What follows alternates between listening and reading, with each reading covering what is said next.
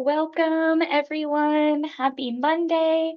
I hope you're having a good morning or afternoon, wherever you're joining us from today. Really appreciate everyone making the time. We'll get started in just a few moments as folks start to trickle in to today's webinar. Really excited to have everyone joining us today for joining Nature Canada and Carolinian Canada for today's webinar. Just as a reminder, this webinar will be recorded and shared on Nature Canada's YouTube channel and website later this week. You should be getting an email from me with that recording.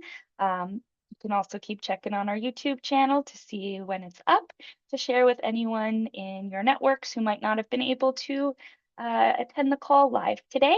We'll also be receiving a follow-up survey that Jennifer and I put together to get your feedback and see if anyone would like to learn more information about Jennifer's work and Carolinian Canada's programs in your own communities.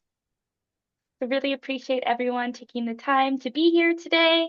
If it's your first time attending a webinar with Nature Canada, welcome. My name's Autumn Jordan.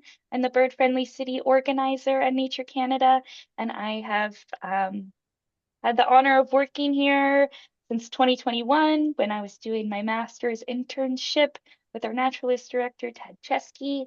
And now I oversee the day-to-day duties of our Bird Friendly City program, which I'm sure a lot of the folks on the call here today are familiar with and are interested in learning more about how the Southern Ontario Seed Strategy and Carolinian Canada's coalition work can help to support your bird-friendly initiatives. Before we get started today, I wanted to take a moment to acknowledge that we're all calling in from different places across the country today. And Nature Canada is calling in from the unceded, unsurrendered territory of the Algonquin and Anishinaabe peoples. Nature Canada acknowledges that the existence of the so-called country of Canada is the direct result of colonial policies that have negatively impacted Indigenous peoples for hundreds of years. There are currently more than 630 First Nations communities, 53 Inuit communities, and 8 Métis settlements in Canada, many of whom have inhabited this land since time immemorial. Indigenous peoples and communities from coast to coast to coast play a crucial role in stewarding our land and protecting the species that rely on it. As I mentioned, I'm calling in from the unceded, unsurrendered territory of the Algonquin and Anishinaabe peoples, otherwise known as Ottawa. If you're not sure where you're calling in from today, I highly recommend that you check out native-land.org for more information. And maybe you'll learn something new today. And with that, I'm excited to introduce Jennifer Nantanis. Jennifer is based in Windsor, Ontario, where she's previously worked with the Pelee Island Bird Observatory and served as the City of Windsor's Environmental and Sustainability Coordinator. In these roles, Jennifer has helped certify Windsor as a bird-friendly city in 2022 and currently chairs the Bird Team, a subcommittee of the City of Windsor's Environment and Climate Change Advisory Committee.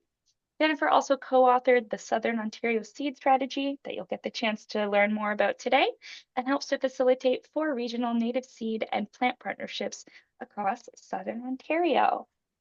I also should have mentioned we'll save our questions to the end, but if you'd like to introduce yourself in the chat function, please feel free to do so. And at the end, we'll have some questions. You can use the raise hand function or put them in the chat.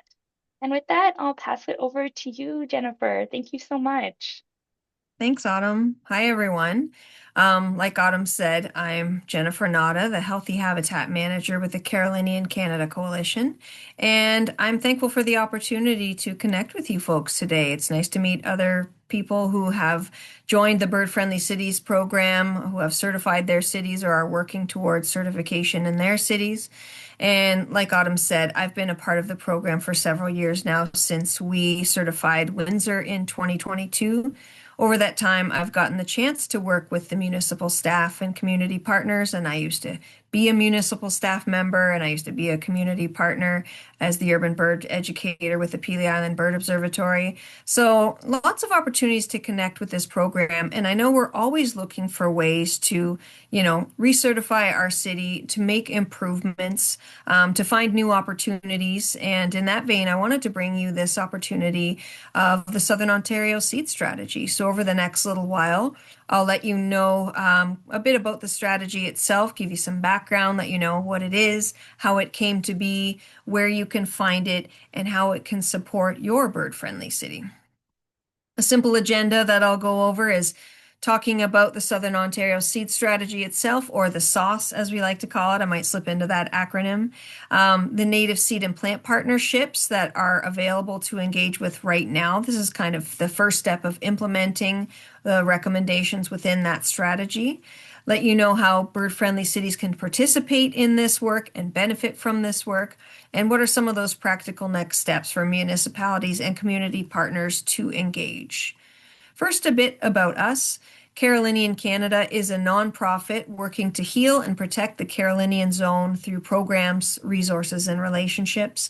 And we've been doing that for 40 years now. We just celebrated our 40th anniversary. I've only been with the organization since about 2022, but we've got a lot of wonderful programs and opportunities that all center around native plants. We are a partnership organization with an Indigenous leadership pillar, and our Indigenous leadership director works hard to foster reciprocal relationships with the 10 First Nations communities within the Carolinian zone and beyond. And like I said, native plants are at the heart of everything we do. We truly think that they are the answer to healing the land and healing our relationships with each other. Since colonization over the past several hundreds of years, ecosystems have been removed, they've been altered, they've been changed. We've lost so much habitat.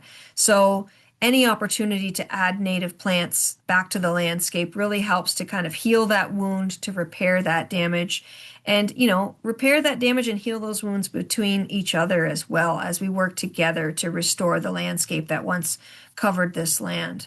And it's also very much in line with the Bird Friendly Cities program. I mean, I assume Nature Canada developed this program because there was a need, because cities and towns and urban areas need to be more hospitable, more friendly, more welcoming to birds. And birds are such an amazing indicator species. If your city is a good place for birds to live, it's probably a healthy, sustainable place for all living things, humans included.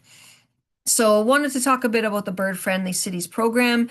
The certification through that program recognizes communities that protect and restore bird habitat, seek to increase native vegetation coverage, support biodiversity and ecological integrity, and take action at the municipal and community level. The native plants are central to most of these goals, and they're all aligned with what's in the Southern Ontario Seed Strategy.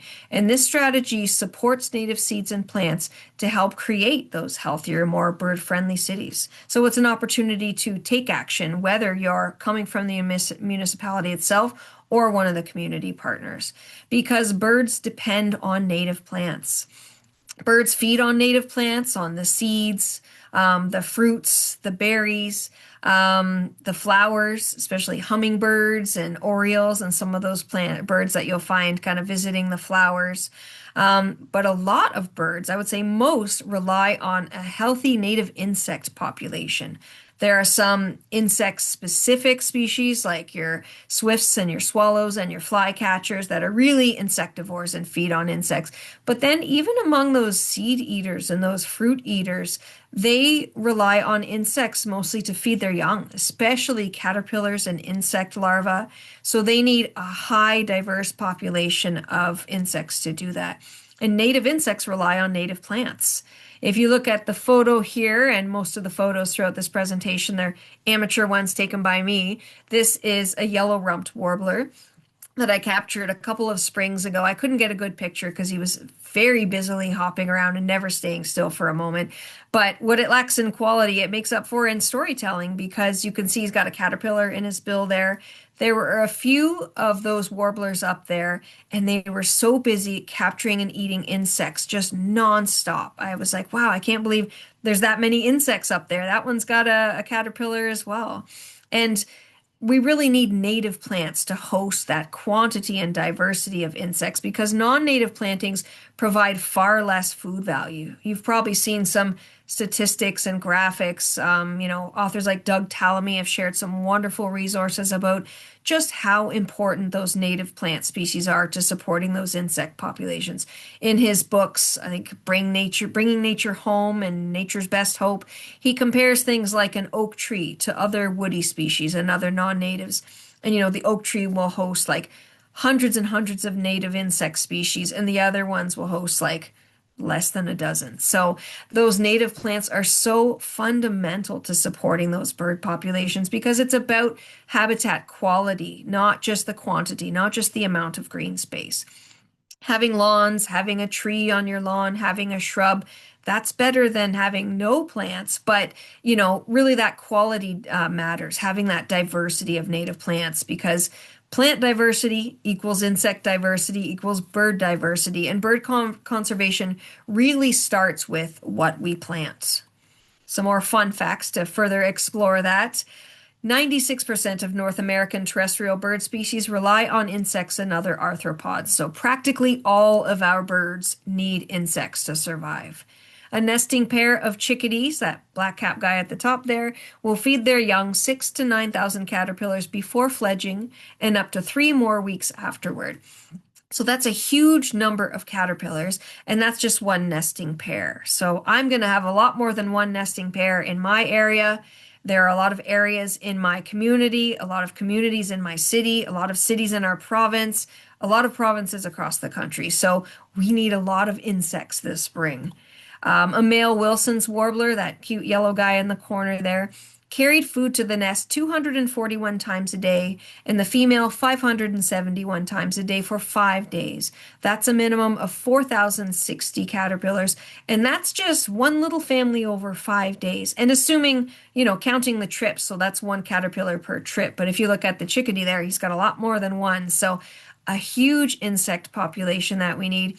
And these birds are going to be coming through this spring. As our year-round birds are going to be waking up, emerging from a cold, long winter. They're going to be hungry and tired. The migrants are going to be coming through this spring. They're going to be coming to stick around and breed here or traveling through, continuing on to their breeding grounds. They're going to be hungry and tired, and they need insects to sustain their journey and to sustain them into the breeding season. So this just shows the deep relationships that birds have with the native plants and the food web that has existed here for so long. And there's a huge need for seed. Native plants are needed to support global, national, and regional targets. I've got some of them listed here. Some of you might be working toward these targets between now and 2030, might be tracking some of this progress. We don't have enough plants. Even if we had the funding, even if we had the support and the buy-in to work hard toward restoring 1/3 of the landscape, we literally don't have enough plants, and not everyone knows this. So in order to have enough plants to plant every year, we need to start growing them now. And in order to start growing them now, we need to know who needs what do they need, where, how much. There's so much work to be done because these targets depend on a reliable supply of native seed and plants. And not just any seed. We need a full diversity of high quality, ethically sourced, genetically appropriate native seed, and we need it to be readily available and in large quantities. So that's where the Southern Ontario Seed Strategy comes in. It was timely. It was published in 2024, and it focuses on increasing the supply, availability, and use of local native seeds. So not just scaling up to have more available, but supporting that demand, making sure that people are asking for and planting and using the right native seed. The SOSS was designed to support restoration, biodiversity, and climate resilience across Southern Ontario. And here it is. You can find it at the link at the bottom of the slide there. You can find it on our website. You can Google it. The Southern Ontario Seed Strategy is really the culmination of about 4 years working together to develop a strategy that aims to grow more native plants, grow them better, and set a course for the preservation and restoration of the landscape in Southern Ontario. Our goal was really to accomplish this by working together in ethical space to share knowledge and develop innovative solutions. And we accomplished this through the establishment of a diverse collective, a commitment to two-eyed seeing, and a lengthy journey to develop a native seed strategy for Southern Ontario. We had over 100 organizations and individuals who participated in that process, 10 partner organizations that officially signed on, and we achieved this through regular meetings, virtual meetings, because people were joining from all across the landscape, Indigenous only roundtables that helped to guide and direct this work, targeted working groups, surveys, lots of resources and opportunities to meet people where they're at and make sure they had the opportunity to inform and help develop that strategy. So this wasn't written just by myself and a couple of my friends. It was really developed by the people in Southern Ontario for the restoration of Southern Ontario. And here's a high-level peek at it. The SOSS vision is of a full diversity of native plants, cultural practices, and thriving ecosystems flourishing across a healthy Southern Ontario landscape. And the mission is to ensure the availability of source-identified native seed for cultural needs and ecological restoration to heal relationships with the land and people.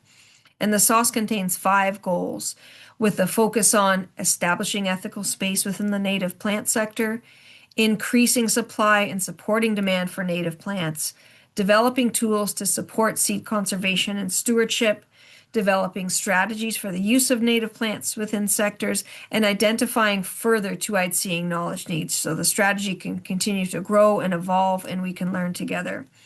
These 5 goals are supported by 15 objectives and 43 recommendations to help increase supply and support demand for reliably available, genetically appropriate native seed. And two-eyed seeing refers to learning to see from one eye with the strengths of Indigenous ways of knowing and from the other eye with the strengths of Western ways of knowing, and to use both of these eyes together. And the SOSS was created with a two-eyed seeing lens. Much of the remaining habitat and biodiversity in Southern Ontario are stewarded by Indigenous communities. Indigenous peoples have had a vital and active role in stewarding these lands, but have not always been given a seat at the table when discussing the land in the conservation sector. So reaching our collective goals will only be available through meaningful collaboration and braiding knowledge systems. And that's how we did it with this SOSS. It said that, you don't always see out of 2 eyes with the same strength. You might be stronger in one eye than the other. And that makes sense. We're all coming from different backgrounds, different knowledge systems. So the folks who helped to put the strategy together weren't perfect, but there was such a diversity of participation that we made sure that we had a two-eyed seeing lens when putting it together. And the SOSS places native plants as residing at the intersection of ethics, economy, and ecology, bringing together these values and priorities to produce a holistic strategy and incorporate perspectives and leaders in each of these 3 pillars. So in spite of those ambitious restoration goals we're working toward, the establishment of an ethical native seed supply chain, the demand for native plants is increasing, and that gap is going to be filled. And we need to make sure that it's filled with the right plants to avoid these being filled with the wrong plants. And retail demand has also really shown a steady increase as well. A lot of people are turning to habitat gardening to combat biodiversity loss and climate change. And just to connect with nature, just to have those plants growing in your own yard, the little plot of land where you reside, bringing birds and other wildlife into your yard. During the SOSS development and within the native seed and plant partnerships, we've had a lot of engagement with municipalities and discussed some of those challenges. Things like purchasing bylaws, they've been identified as a huge barrier, with municipal purchasing rules often making it hard to prioritize seed source or long-term outcomes over other things like price and speed. Planning time frames. Sourcing less common plants requires collection time to be built into the planning, and growing trees from local seeds can take 10 years or more. But current purchasing models are often short-term or even year to year. Looking at local suppliers, there's often very few nurseries that are available to supply native plants or seed grown from locally sourced native populations. There's lots of competition for stock. Cities tend to be competing with each other for available native plant material, particularly mature stock, especially in terms of large caliber trees for planting and bulk quantities which are already in short supply. No certification of source. Many native plants and seeds are sold without clear documentation verifying seed origin, local collection location, or genetic provenance. Lowest bid rules. Things like seed type, plant material, and provenance are only some considerations in contracts, and low price frequently outweighs ecological value, long-term performance, and biodiversity outcomes. Some more challenges include understanding local genetics, like those local ecotypes. That's kind of a hard story to tell. It's a bit complex, and it can be difficult to clearly explain their value in procurement decisions. The SOSS can help with that. And certain suppliers, municipalities often can't guarantee which nursery the contractor will source those plants from, and that's important. Lowest bid impacts. The lowest bid procurement frequently prioritizes cost over ecological sustainability, leading to lower quality native plant material or seed, inappropriate genetics, and reduced establishment and survival rates. Herbaceous stock rather than the trees, kind of the grasses and the flowers. A lot of these are especially hard to source because a lot of folks have a lot more experience with trees and they're somewhat easier to source by comparison. Local supply challenges. There's lots of interest in locally grown and sourced plants, but their availability is limited and often declining due to insufficient production capacity. And then, municipalities end up sourcing from elsewhere. Limited selection. Plant choices are often narrow with only a small number of species available with any regularity, and some are not well suited to the growing ecozone. So a lot of times you have the list that you want and then the list that you can get. So there's a real importance of addressing the native seed and plant chain and getting the people who need the plants together with the people who grow the plants. And the partnership space has been really important for facilitating those conversations and relationships. The SOSS addresses these challenges and supports bird-friendly cities by things like providing access to regionally appropriate native seed and plants. That's a place where you can go to get the seeds and plants what you need, the right species when you need them and in the quantities you need. Improve the ecological quality of restoration and naturalization projects. You're going to get that local ecotype when you need it. You're going to get a greater diversity of species. Building resilient habitats that support birds year-round, building that genetic diversity even within those species populations, aligning habitat actions with bird-friendly certification goals, and helping support those connections, connecting you with your local conservation authority, the nurseries in your area, the Indigenous communities in your area, and supporting local business. Being a part of the native plant economy, supporting the native plant growers in your region and in your city. So we are currently in an implementation phase. Like I said, after the strategy was published, we formed these regional partnerships. And these partnerships really bring together growers and users to align supply and support demand around regional priorities with the goal of supporting and accelerating the transition to locally sourced native plants. And we've had a lot of engagement over the last year. The partnerships contain restoration practitioners, people doing the planting and the restoration work, Indigenous communities within each of the regions, seed collectors and native plant growers, conservation authorities, conservation organizations, government. It's been really important to have all levels of government, federal, provincial, and municipal as a part of these partnerships, academic institutions, community organizations, and more.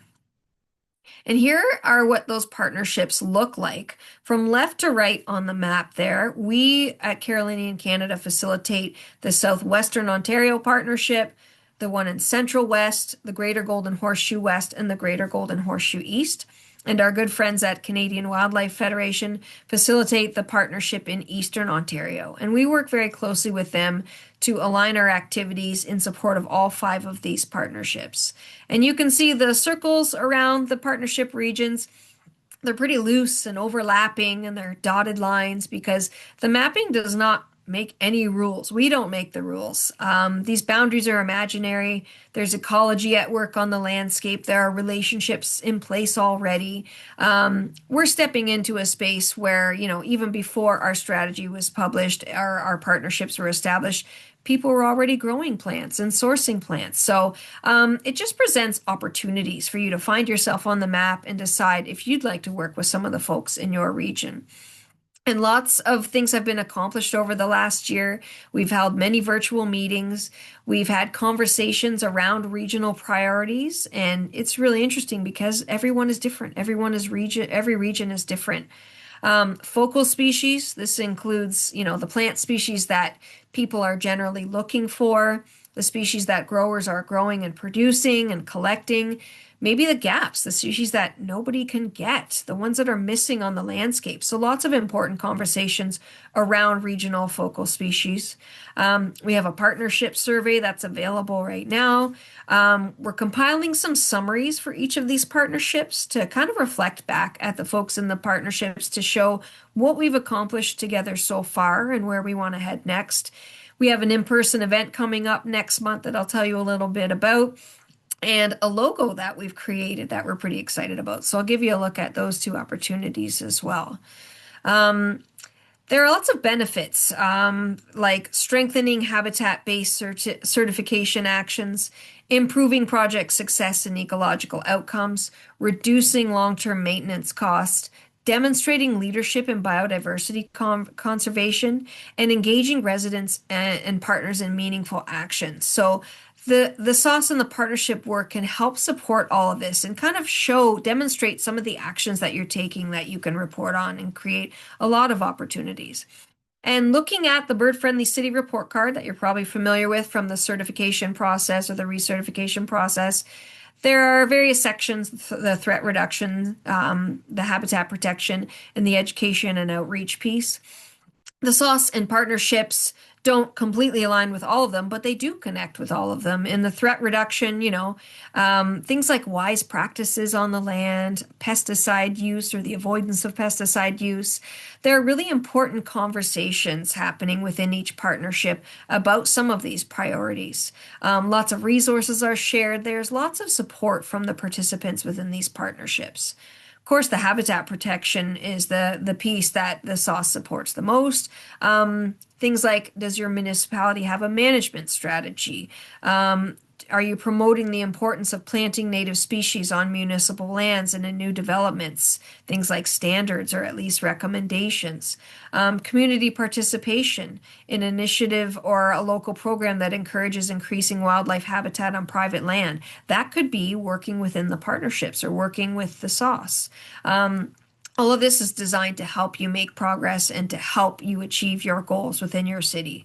And then the education and outreach piece, again, I mentioned lots of resources, lots of support for biodiversity, lots of amazing people doing amazing things and sharing those things within those partnership opportunities. And, digging in a little bit deeper on the habitat protection piece, does your community work to promote or protect biological diversity? Does it have a climate change adaptation strategy or a habitat management strategy? The SOSS can support some of these. Promote native local flora, have green infrastructure initiatives, on and on down the list. A lot of strategy between the bird-friendly city goals and the SOSS goals. And there are opportunities whether you're joining from the municipality or from a community partner. Obviously, folks within municipalities are going to be looking for plants to plant in parks and natural areas, on roadsides and on boulevards and stormwater, and add into green infrastructure. Integrate native seed planting and sourcing into policies and tenders. This is really important, the language that is used. We're creating models and sharing models. There are lots of times when things like, natural areas or green space are mentioned, but native plants are not mentioned. So what does that really look like? And when you have that language built in, then you can achieve your goals and build things like that into, the types of plants that you need for these restoration projects. So partnering through the partnerships can really help support each other, lift each other up to meet shared goals.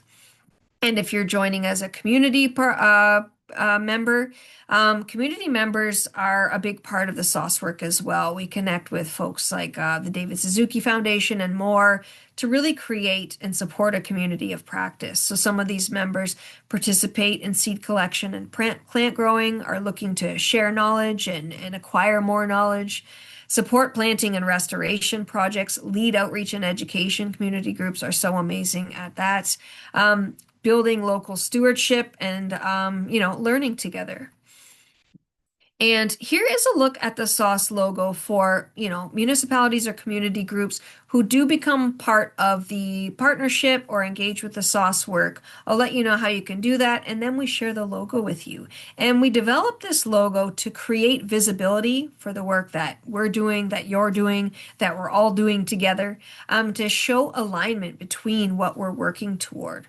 So we've got the main SOSS goal or SOSS logo on the left there that I've been using so far on my slides, the icon one, and then the acronym one there with the seed and the flower within the O.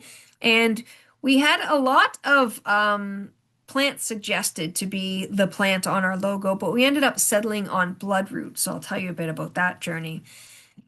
Now, the logo really represents the start of ecological renewal. It demonstrates the various stages of the seed cycle. We had to take some artistic liberties, or our designer did, to fit the seed and the stem and the leaf and the blossom in there.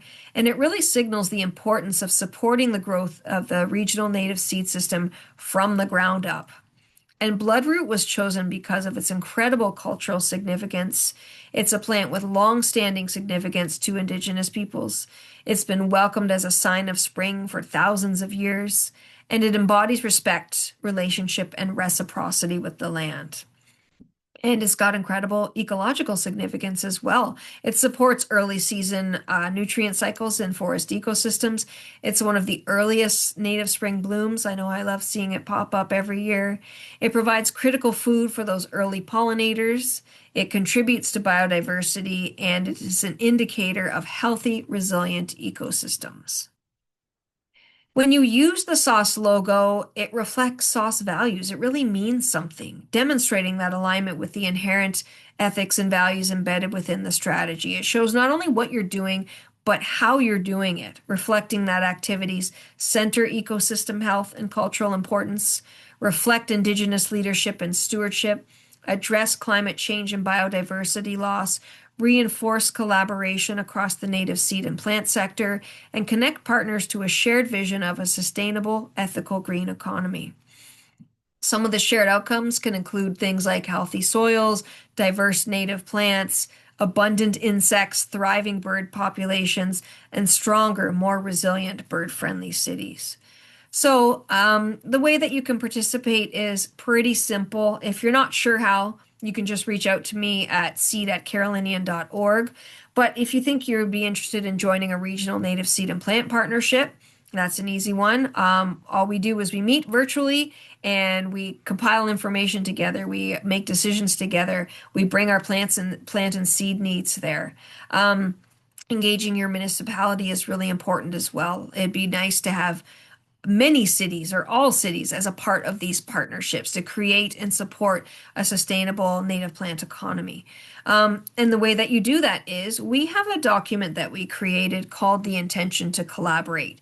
And we had a lot of our community partners and our municipal partners review this document because our aim was to have something that's short, easy to understand, doesn't contain any intimidating commitments so that everyone can agree to it. Because a lot of people say, I have to run this up the chain. I have to run it by my manager. I have to get it approved by council. Whatever it would be, we wanted to make sure that there were no barriers, no question marks, so that people can agree to this intention to collaborate.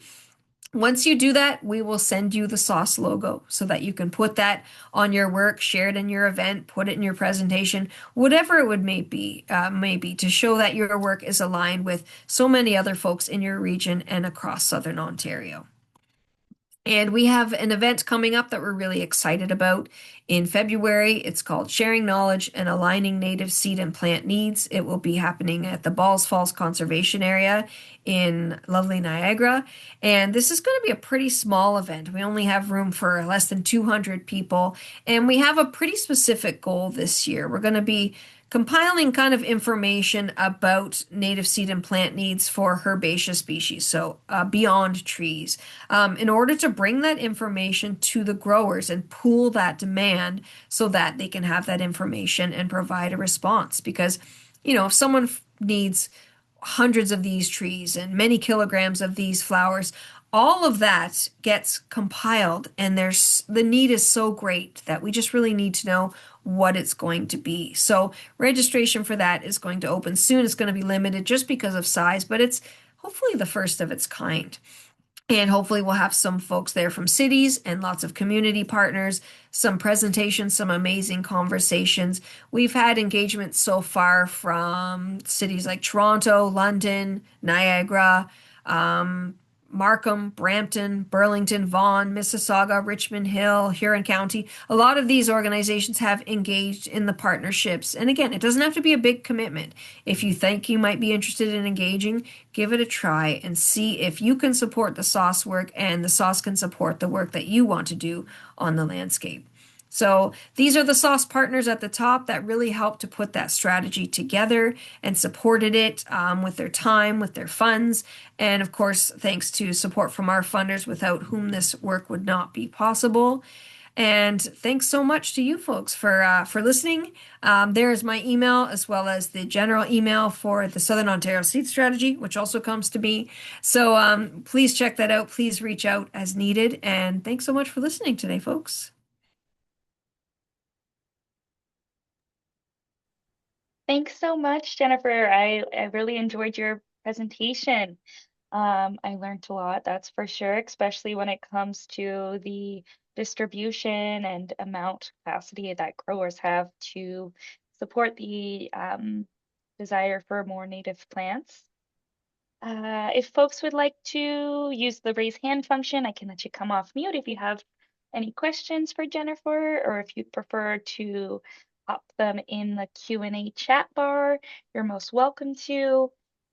I also linked in the chat the program link, caroliniancanada.ca/seed that Jennifer had mentioned throughout the presentation. We did get one question. Shirley has raised her hand. Thank you, Shirley. There you go. You should be able to unmute and ask your question. Hi, yeah, I'm in the Kingston area, and I've been interested in trying to grow the tree black gum or Nyssa sylvatica, and it seems to be a difficult one to get a hold of. It's the fruit's great for birds and beautiful fall color. Do you happen to know where I may be able to source this type of tree? Just making a note of your question, Shirley.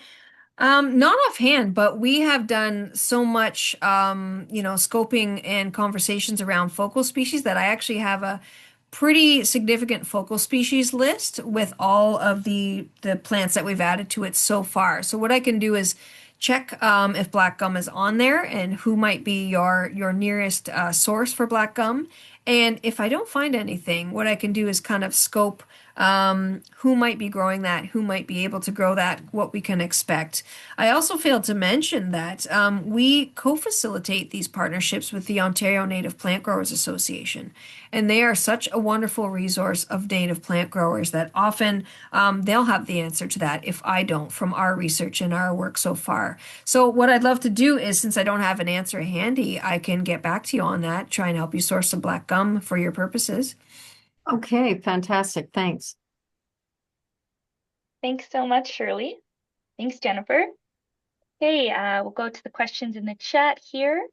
Laura's wondering about, I'm assuming Carolinian Canada's collaboration or connection to landscaping companies and their governing bodies like Landscape Ontario.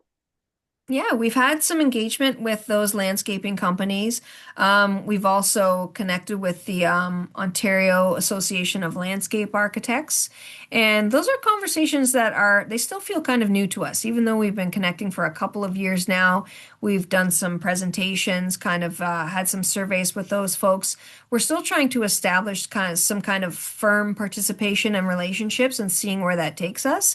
But that's really important. And we're really learning kind of how those, landscape architects and landscapers are incorporating native plants into their project because they're often really kind of leading that charge when, the client isn't sure what kind of plants they want, or maybe they can be convinced to add some native plants to their projects. So that's a really important, voice that we'd like to have around the table, and we have had and will continue to have in the future.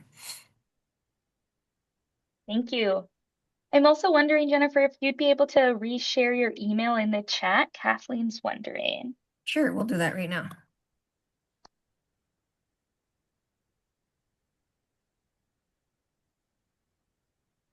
That will work. Thank you. I also got a question to reshare the program link into the chat, so I'm going to do that as well. Just caroliniancanada.ca/seed. And Jennifer's email to reach out to her is seed@carolinian.org. Um, John, feel free to come off mute and ask your question. Thank you so Hi much. there. So less a question, more of a comment, and this really flies in the face of everything that you've talked about today. I really full this apart, native gardens, plants, trees, and that's the way to go. But there are some ironic situations because we're looking at things from a birding perspective. During a recent Christmas bird count, I had, like just dozens and dozens of robins. They were all feeding on buckthorn. And that's how they seem to be surviving in the winter, even though they're creating more of a problem by eating all those things and dispersing the seeds. And also recently, we've had a huge influx of redpolls into the Toronto area. And down at Tommy Thompson Park, they're all feeding on European alder cones. So, it's kind of sad because and funny and ironic at the same time because, they're surviving on plants that are not native, even though these are birds, and we really want to do everything we can to support them in every way we can. But anyway, I just thought I'd just throw that out as a comment. Yeah, thanks, John. Yeah, that's such a great observation. And it definitely makes me feel good when I see birds and other species, kind of adapting to be able to use what is on the land. So I'm glad they could, make use of those plants and, use them to sustain them through the cold winter months. And so, there are some plants that provide a lot less food value than them. So glad that they're fulfilling a role on the landscape. And as we continue to add more native plants, and then we could, support the populations that we have. But yeah, great observation, and thanks for sharing. And that also goes to show that a lot of folks who are planting native gardens, there is a place for, you to have the plants that you love as well. If you have some roses in your garden, if you have a tree that you love, we can bring, culture, we can bring our love of plants, our priorities into creating spaces for birds and animals. But animals are also incredible survivors. Thankfully, they are. We'll try to kind of, make our cities a better place for them, and they'll keep hopefully surviving in the meantime. Thank you, John and Jennifer.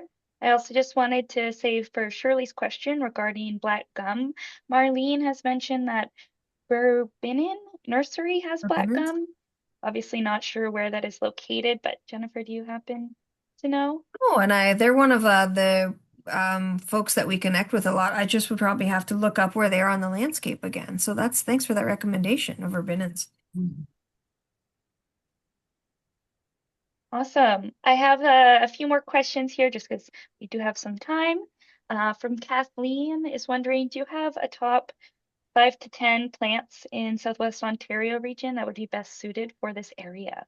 Oh, that's a tough call. I mean, I think if I asked that question to 25 people all get 25 different tops. It's nice to think about what will thrive in your area, and it's nice to think about providing for the needs of not just birds, but all living things throughout the seasons as much as possible. So that's looking at blooming time, having some early spring blooms like the bloodroot, like wild geranium, things like that. Having some that will bloom later in the season, all the way to late in the season, like asters and goldenrods, so that it can support pollinators and the insect population that birds need to survive. Um, of course, you want a diversity of different types of plants as well. So you want native grasses, you want flowers, you want trees, you want shrubs. Birds really love a diverse habitat, and it really helps them to hide from predators, helps them to find, areas to roost in when there's different levels. You've got tall trees, you've got bushy shrubs, you've got flowers. So you really want to host the insect community, provide space for wildlife to hide and really create that habitat. So, I mentioned some of the flowers. I love prairie plants myself. I love plants that really support pollinators, and usually when I create a garden for pollinators, that will attract many birds.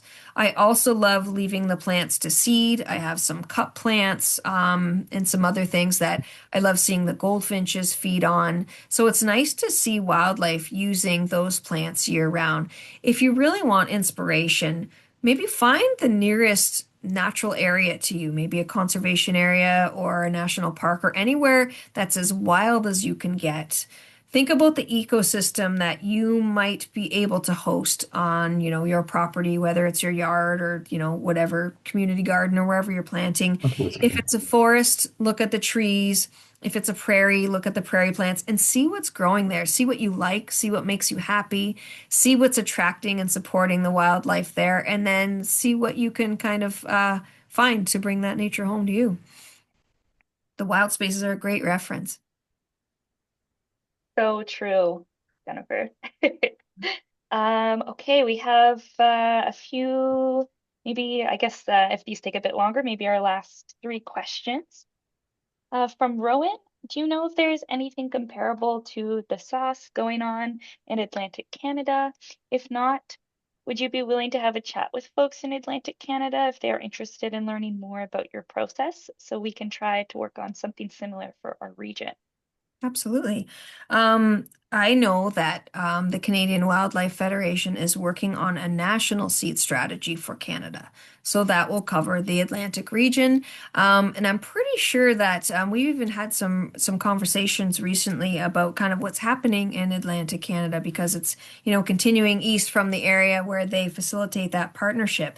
So if you're interested, we could have that conversation. And I think it'd be great if the Canadian Wildlife Federation were a part of that conversation as well. Amazing. And Rowan, just and for everyone's knowledge, attendees will get a follow-up survey that will include Jennifer's information as well, and you can provide comments in what you'd like to get in touch with her about. Karen's wondering what might be the first steps a person should take if they want to learn how to save seed appropriately with a goal that they could be for distribution. She mentions they have a country property with many native plants that we work to protect from the invasives. Okay. The first thing that I usually recommend is kind of see what's happening in your area. There are often seed saving workshops, seed collection workshops, winter sowing workshops. So many amazing things going on the land. Local seed libraries, local nature clubs, local horticulture clubs doing great things. And I know within our SOSS network, we're trying to work on kind of a hub to share all of these activities. But until they've all been compiled in one place, it's hard to find them all. We do ask folks within our partnerships to share things like this so that we can share them back in our updates and newsletters. But that's where I find are some of the greatest opportunities to learn some of these skills, and some of the things that are happening. Great points. I know the Ottawa Wild Seed Library here does an amazing job at the winter sowing workshops and distributing free native seeds in Ottawa and surrounding areas. If anyone's in Eastern Ontario. Gail's wondering, So excited to hear about SOSS. They're in Regina. I am in a group who are beginning to grow native plants to share because there are not enough suppliers. We're already aligned with so much of what Jennifer has mentioned. Should we wait to apply for an intention to collaborate if she's in Regina? Well, I think that, ours is specifically for Southern Ontario just because, we kind of operate within the Southern Ontario region, but that would again be another opportunity to connect with the National Native Seed Strategy. We were developing our strategy while Canadian Wildlife Federation are developing that one. So we will have a national strategy sometime in the near future. It's just, as you can imagine, taking a lot longer to put together. Once that strategy exists, then there will be some implementation actions, in support of that national strategy as well. And then a lot more opportunities like ours. We're kind of lucky. Ours is out. We're kind of the guinea pig. We're getting out there and talking and working, in advance of the rest of the country. So I would say, keep updated or try and keep your ear out for what's happening with the national strategy, and I think there will be a lot of wonderful opportunities to work together. Love that. Thank you, Jennifer. Does anyone else have any questions? You'd like to use the raise hand function or the Q&A box? Well, we got Jennifer on the line here.